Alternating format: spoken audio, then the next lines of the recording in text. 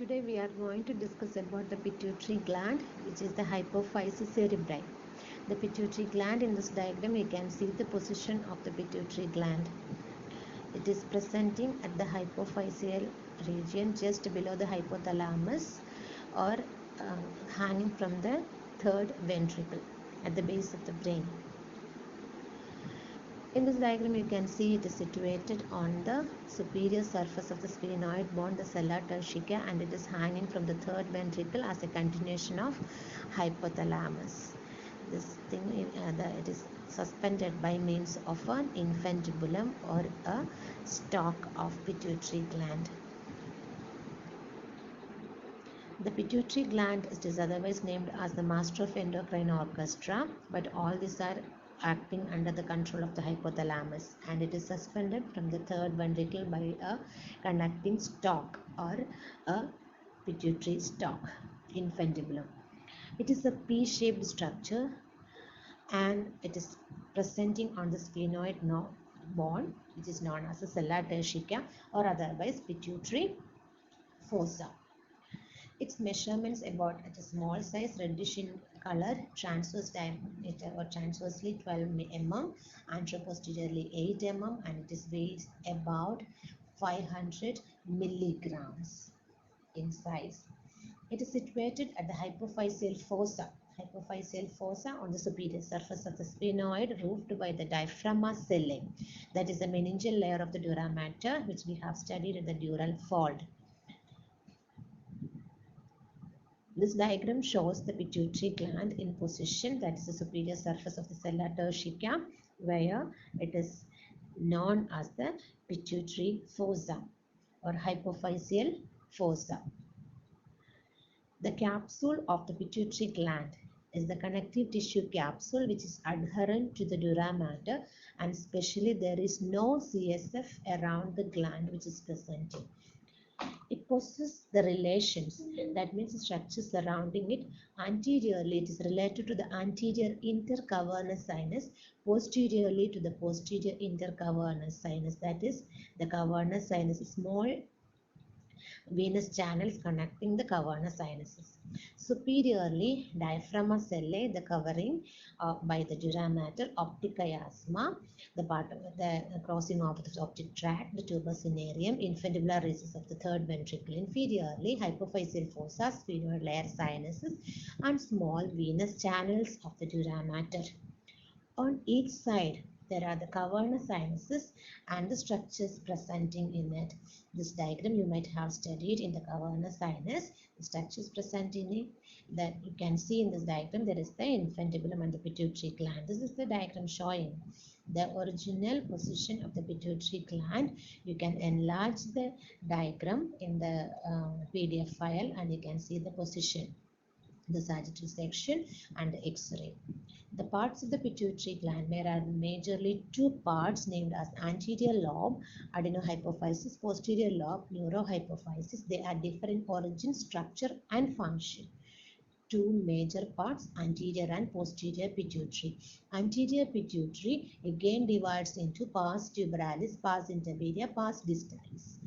The posterior pituitary forming by the infundibular stalk and the pars nervosa. These are the parts. The subdivisions, majorly anterior lobe and the posterior lobe. The anterior lobe is the true gland. It separates, the majorly secretes the hormones, while the posterior lobe acting as the the secretory continuation of the hypothalamus. The anterior lobe is derived from the outpouching of the roof of the pharynx, which is called as the Rathke's pouch. It is composed of glandular tissue and secretes the hormones.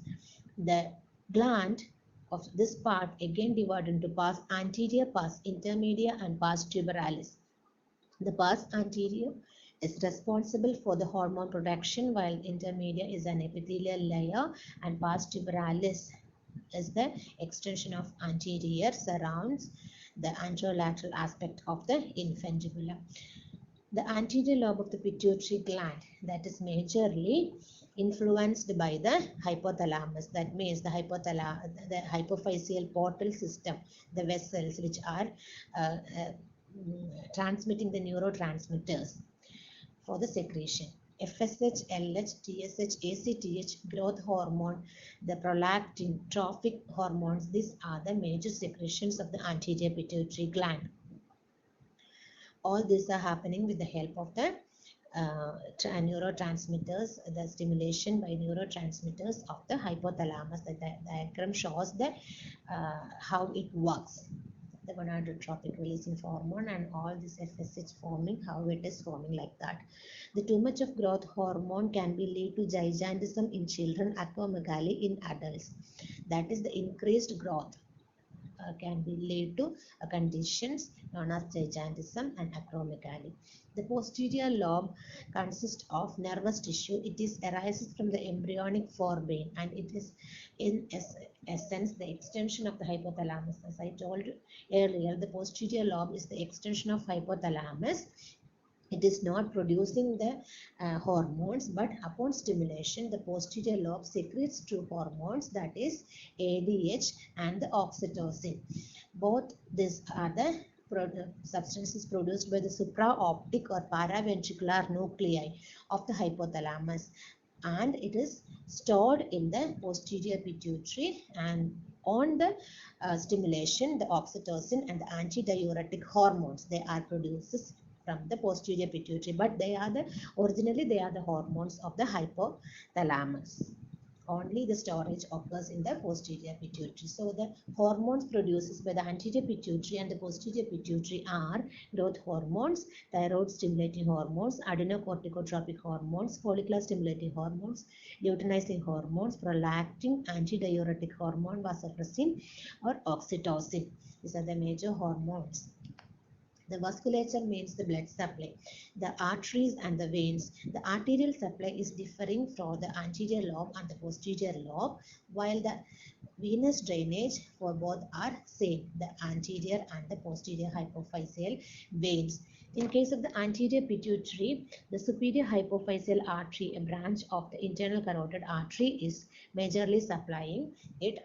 First, it is forming a capillary network around the hypothalamus, and blood from this capillary network passes towards the secondary capillary plexus surrounding the anterior pituitary, and this is responsible for the neurotransmitter transmitting. The posterior pituitary is separated by the infundibulum. Both are separated by the superior hypophyseal artery, infundibular artery, and inferior hypophyseal arteries. These are the diagram showing the superior inferior hypophyseal arteries and the infundibular arteries, which are the branches of the internal carotid artery, and veins. They are the anterior and posterior hypophyseal veins which are draining into the cavernous sinuses. The same thing you can see here also.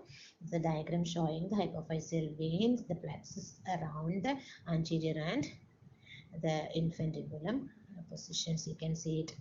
These are the arteries of the pituitary gland. You can enlarge in the PDF and you can see the arteries, arterial names and the diagram in detail. Now, the clinical significance, the majorly the pituitary adenoma is a type of tumor, a benign tumor, which can be two types of non-functional tumors or hormone secreting tumors.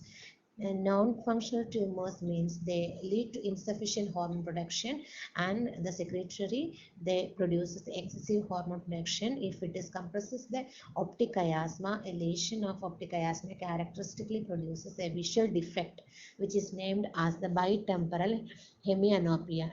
That is partial blindness of outer half of the vision.